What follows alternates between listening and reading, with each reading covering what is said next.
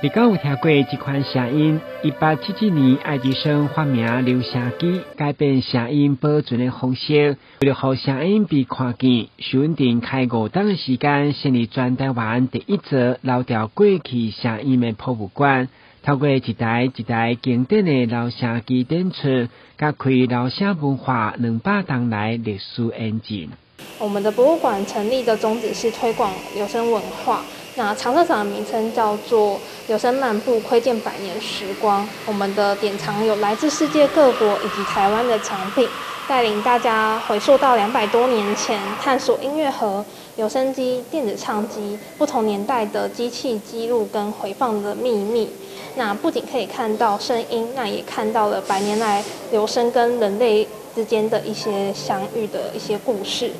文定音乐文化选择伫府城创立博物馆，期间竟是前往欧洲、日本等所在了解相关的展示方式。这摆开幕第1档的展览，就展出200档来无同的唱机工艺甲留声文物，相当难能可贵。展示了3台我们的镇馆之宝。那旁边的这2台呢，它是双喇叭还有3喇叭的一个留声机的设计。那其实这种设计是非常少见的，以前都是在舞厅等等的娱乐场所去做使用。那它会做多个喇叭的设计呢，主要是因为喇叭它在读取音讯的时候会有一些时间差，那这个时间差就会让它有一种立体声环境音的一个音效。